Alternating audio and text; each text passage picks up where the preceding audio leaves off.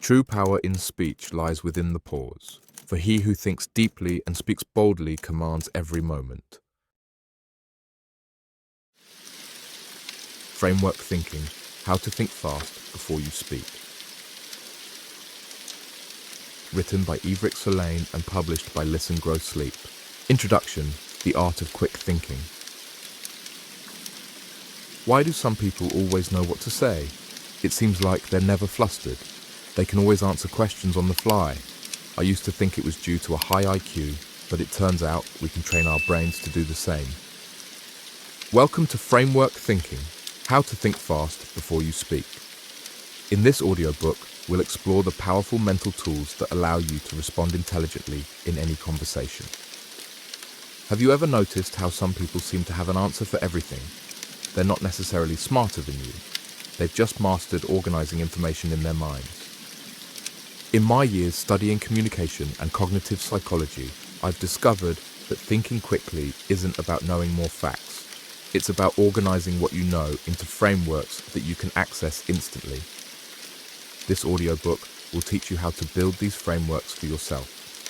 By the end, you'll have the tools to think faster, speak more confidently, and provide insightful responses in any situation.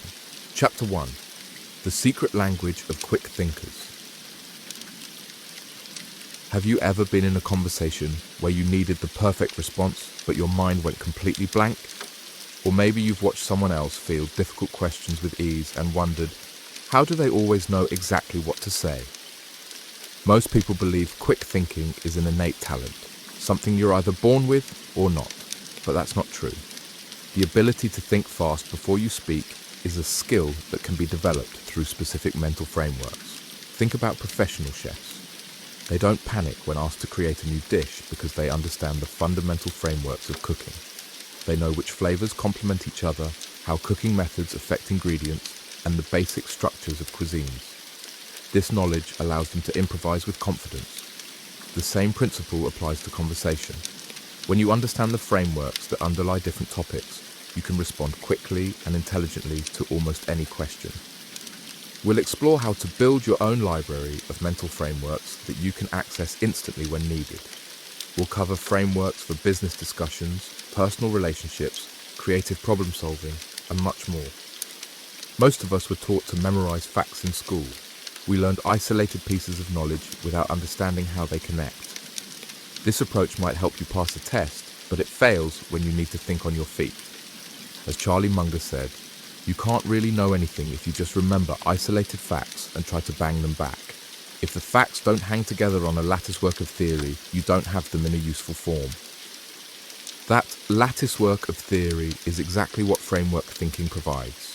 It gives you a structure to organize information so you can access it quickly when needed. Chapter 2: Framework. Thinking versus traditional thinking. What's the difference between someone who can think quickly on their feet and someone who can't? It's not intelligence. It's not an experience. It's not even confidence, though that helps. The key difference is how they organize information in their minds. Traditional thinking tends to be linear and fact-based. We learn information A, then B, then C, and store them as separate pieces. When faced with a question, we frantically search through these isolated facts, hoping to find something relevant. This approach is like having thousands of books scattered around your house with no organization system. When you need information, you have to check each book individually, a process that's far too slow for real-time conversation. Framework thinking, on the other hand, is structural and relational. Instead of memorizing isolated facts, you organize information into conceptual frameworks that highlight relationships and patterns. If someone asks about improving their personal finances, a traditional thinker might recall various tips: cut out coffee, use coupons, invest in stocks. But a framework thinker would immediately recognize there are only 3 ways to improve financial health: increase income, reduce expenses, or get better returns on investments. Every specific tip falls into one of these categories. With this framework, you can quickly provide structured advice rather than random tips. You might say, let's look at 3 areas. First, how can you increase your income? Second, where can you reduce expenses? Third, How can you improve returns on your investments? This response sounds thoughtful because it is. You're not just recalling random facts, you're applying a coherent framework. Framework thinking works for virtually any topic, whether you're discussing business strategy, relationships, health, or creative projects. Having the right frameworks allows you to process information and respond quickly. As Einstein reportedly said, "If I had an hour to solve a problem, I'd spend 55 minutes thinking about the problem and 5 minutes thinking about solutions." Framework thinking is about developing those problem-defining structures that make solutions obvious. Framework thinking isn't about being rigid. It's about having flexible structures that you can adapt to different situations. The best framework, thinkers know when to apply which framework and how to modify them as needed. Think of frameworks as scaffolding for your thoughts. They provide structure without limiting creativity. Having clear frameworks often enhances creativity by freeing up mental resources that would otherwise be spent on basic organization. Chapter 3. First Principles, the foundation of strong frameworks. Have you ever noticed how some people can break down complex problems into simple components? That's because they're thinking from first principles, the fundamental building blocks of knowledge. First principles thinking means breaking down complicated problems into basic elements and then reassembling them from the ground up. Instead of making assumptions based on what others have done, you ask, what are the fundamental truths here? Consider Elon Musk's approach to electric vehicles. While most people focused on making incremental improvements to existing car designs, Musk asked, what is a car at its most basic level and how can we rethink it from scratch? This allowed him to challenge assumptions that had been holding back innovation for decades. You can apply this same thinking to everyday conversations. Instead of relying on conventional wisdom, break down topics to their core elements. For instance, if someone asks about improving team productivity, don't jump to popular solutions. Start with the first principles. There are only 2 ways to improve productivity: increase value created or decrease time spent. Every productivity hack falls into one of these categories. How do you identify the first principles of any topic? Follow these steps. Identify and challenge your assumptions. Break down the problem into its fundamental principles. Create new solutions from those principles. Let's practice with public speaking. Most people immediately suggest tactics like practice more or join Toastmasters. But from first principles, there are only 3 areas to focus on: clarifying your message, improving your delivery, and strengthening your connection with the audience. Every specific tactic falls into one of these categories. By organizing your knowledge around first principles, you create frameworks that are both simple and powerful, allowing you to generate insights on the spot rather than relying on memorized advice. Chapter 4. Building your framework library. Imagine having a mental toolbox filled with frameworks ready for any conversation. A framework library is a collection of mental models that help you make sense of different domains. The more frameworks you have, the more versatile your thinking becomes. Here are some essential frameworks. The 80-20 principle, Pareto principle. Roughly 80% of effects come from 20% of causes. When asked how to improve something, suggest focusing on the vital 20% that drives most results. Supply and demand. This economic framework explains how availability and desire affect price and quantity. It's useful for discussions about markets and resource allocation. Opportunity cost. The true cost of anything is what you give up to get it. This helps evaluate options by considering alternatives. Confirmation bias. We tend to search for information that confirms our existing beliefs.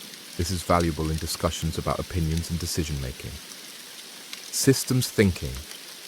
This views problems as parts of an overall system rather than isolated pieces. It's useful for complex organizational issues. Start with frameworks relevant to your most common conversations. If you work in marketing, prioritize frameworks related to consumer behavior. If you're in leadership, focus on decision-making frameworks. How do you add new frameworks? 3 approaches. First, learn from experts. Books like Poor Charlie's Almanac by Charlie Munger are treasure troves of mental models. Second, extract frameworks from your experiences. After handling a situation, ask, what structure underlies this? What are the key variables at play? Third, borrow frameworks from other disciplines. Applying evolutionary biology concepts to business competition can yield fresh perspectives. Remember, the goal isn't to memorize hundreds of frameworks. Internalize a select few that you can apply fluently. Start with 5 to 10 frameworks relevant to your life and work. As you build your library, you'll notice many frameworks share similar structures. This pattern recognition makes it easier to learn new frameworks and connect them to what you already know. Chapter 5. Creating your own frameworks, the Picasso method. Not every situation fits neatly into existing frameworks. Sometimes you need to create your own. This is where the Picasso method comes in. Pablo Picasso created a series of bull drawings that started with a detailed, realistic bull.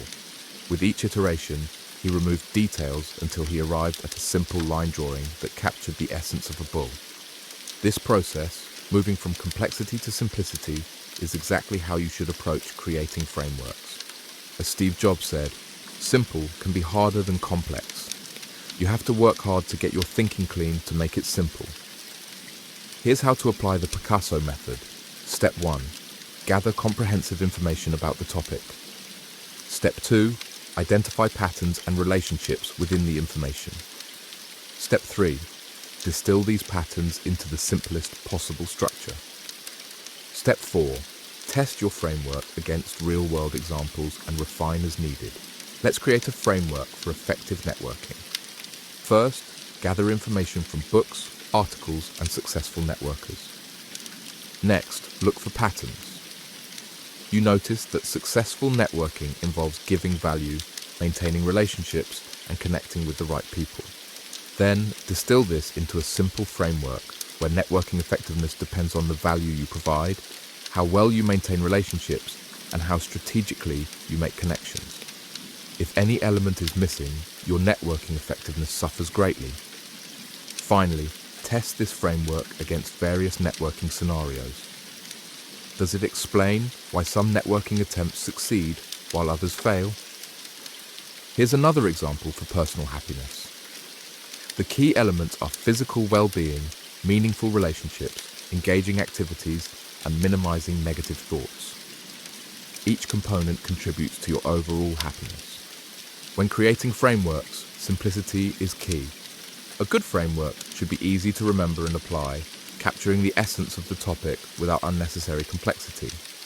As you practice, you'll develop an instinct for identifying the core variables that matter most, a skill that will serve you well in conversations. Chapter 6. Finding hidden frameworks in everyday information. The world is full of frameworks hiding in plain sight. Articles, books, podcasts, and conversations contain structured thinking that you can extract and use if you know how to look for it. Most people consume information passively, but framework thinkers approach information differently. They're constantly asking, what's the mental model here? What structure is the author using to organize this information? Here's how to extract hidden frameworks from everyday sources. First, look for lists and categories. When an author presents the 5 keys to success, or the 3 types of leadership, they're essentially offering you a framework. Your job is to understand how these elements relate to each other. Second, pay attention to cause and effect relationships. Phrases like leads to, results in, or depends on signal causal connections that can form the backbone of a framework. Third, notice comparisons and contrasts. When someone compares 2 approaches, they're revealing a framework for categorizing options. Let's practice with an example. Imagine you read an article titled The 4 Pillars of Financial Freedom, discussing saving, investing, protecting assets, and tax planning. Instead of just memorizing these areas, a framework thinker would ask, how do these pillars relate to each other? You might extract a framework showing that financial freedom requires generating income, controlling expenses, investing wisely, protecting against risks, and minimizing taxes. Here's another example from a podcast about effective communication. The key elements would be message clarity, empathetic delivery, and confident presentation. All three are necessary for truly effective communication. When researching a topic, don't just look for facts, look for structures. Ask yourself, what are the key variables mentioned? How do these factors relate to each other? Is there an implicit sequence or hierarchy? Not all frameworks you encounter will be equally valuable. The best ones are simple yet powerful, memorable yet insightful, and provide actionable insights.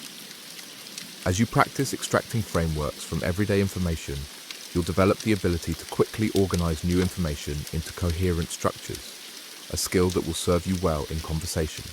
Chapter 7. Connecting frameworks for deeper insights.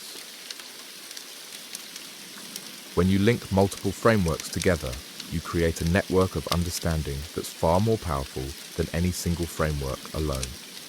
It's like having a mental map that shows not just individual locations, but all the routes between them. Consider how business concepts connect. Understanding both revenue drivers and cost structures gives you a complete picture of profit dynamics. This expanded understanding leads to insights about contribution margins and break-even analysis. Here's another example with team performance. Individual skills matter, but so does collaboration quality, and collaboration itself depends on communication, trust, and aligned incentives. By connecting these concepts, you see that even highly skilled individuals will underperform if communication is poor, trust is low, or incentives aren't aligned. How do you get better at connecting frameworks? Here are 3 strategies. First, look for overlapping variables. When 2 frameworks share a common element, that's your connection point. Second, explore cause and effect relationships between frameworks. Does the output of one framework influence the input of another? Third, practice zooming in and out. Sometimes you need to zoom in for detail, and sometimes you need to zoom out for context. The real power of connecting frameworks comes when you're faced with complex problems. Instead of being overwhelmed, you can break the problem down using multiple frameworks and explore the connections between them.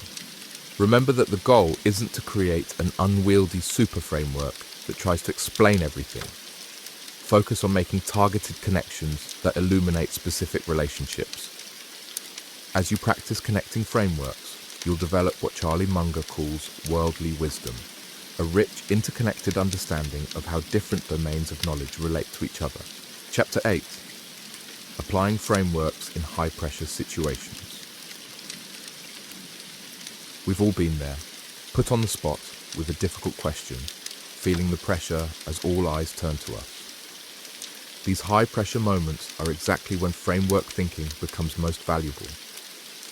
When you're under pressure, your brain's natural tendency is to narrow its focus, what psychologists call cognitive tunneling. This tunneling can be disastrous for complex thinking. It's why people choke under pressure. Framework thinking counters this tendency. By having pre-established structures to organize your thoughts, you can respond thoughtfully even when your brain is trying to go into fight or flight mode. Let's look at how this works in practice. Scenario 1. You're in a job interview and the interviewer asks, "What's your greatest weakness?" Without a framework, you might panic and either share a weakness that raises red flags or offer a transparent strength disguised as a weakness. But with a framework for professional development, you'd recognize that growth requires honest self-assessment and a clear process for improvement. So you might respond, "I've noticed that I sometimes focus so much on execution that I don't take enough time for strategic planning. I've been addressing this by blocking out planning time at the start of each week.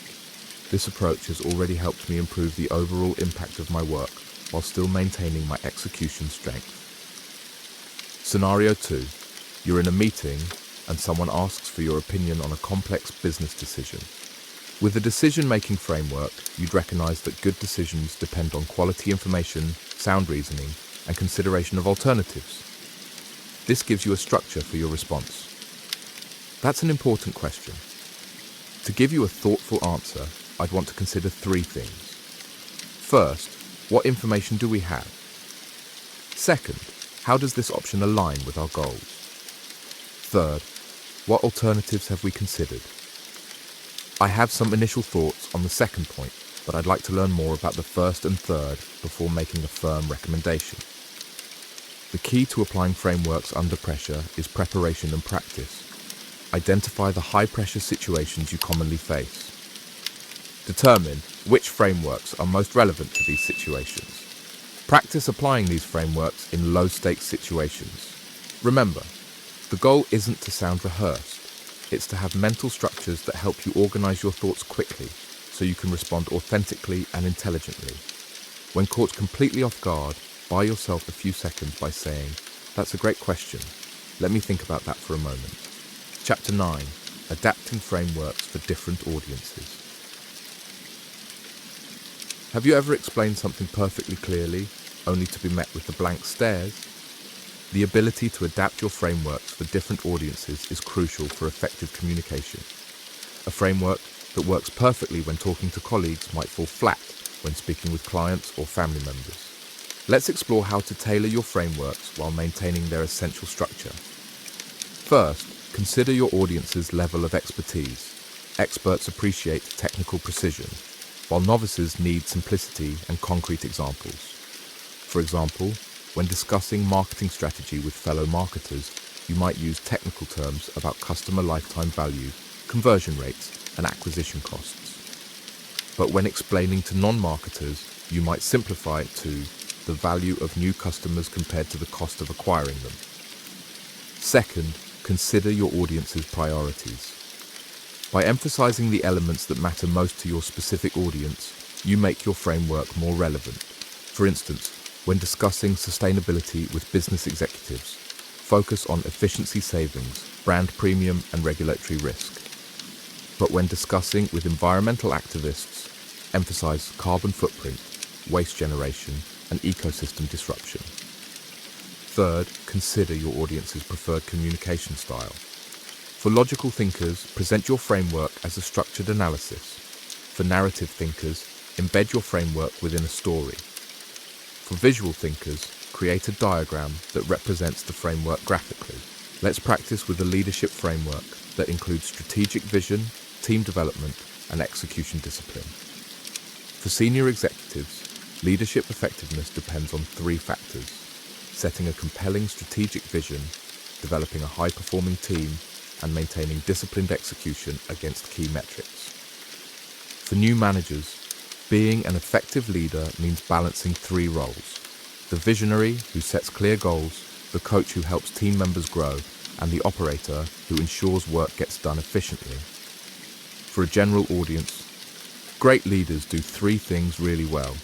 They create a clear picture of where the team is headed, they help each team member become their best self, and they make sure the important work actually gets done. By adapting your frameworks this way, you dramatically increase their impact across different audiences. Chapter 10. Mastering Framework. Thinking, your ongoing journey.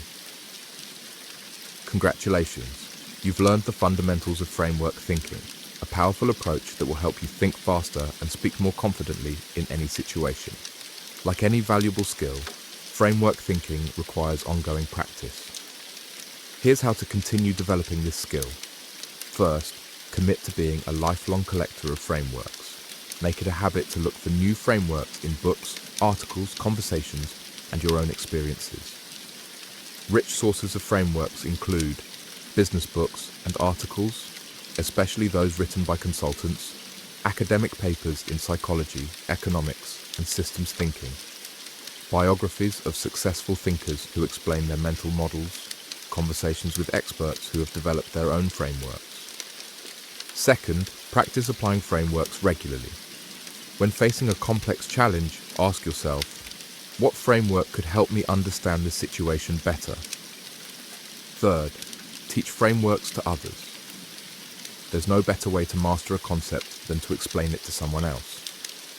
You can share frameworks in conversations, presentations, or social media posts. Fourth, refine your frameworks based on feedback. Pay attention to how well they work in practice. If a framework isn't working well, modify it. Fifth, connect framework thinking to your personal and professional goals. If you're aiming for a leadership role, focus on frameworks related to strategy and team dynamics. If you're working to improve relationships, focus on frameworks for communication and emotional intelligence. Remember that the ultimate goal isn't just to impress others with quick responses, it's to develop a deeper understanding of the world around you. As Charlie Munger said, "To the man with only a hammer, every problem looks like a nail. But with a rich collection of mental frameworks, you'll see the world in all its complexity, and you'll have the tools to navigate that complexity with confidence." Framework thinking is a journey, not a destination. Each new framework you learn, and each time you successfully apply a framework in conversation, you're building a more powerful thinking apparatus. So keep learning, keep practicing, and keep refining your frameworks. Over time, you'll develop the rare ability to think clearly about complex topics and communicate your thoughts effectively. Thank you for joining me on this exploration of framework thinking. I hope these ideas serve you well in your conversations, your career, and your life.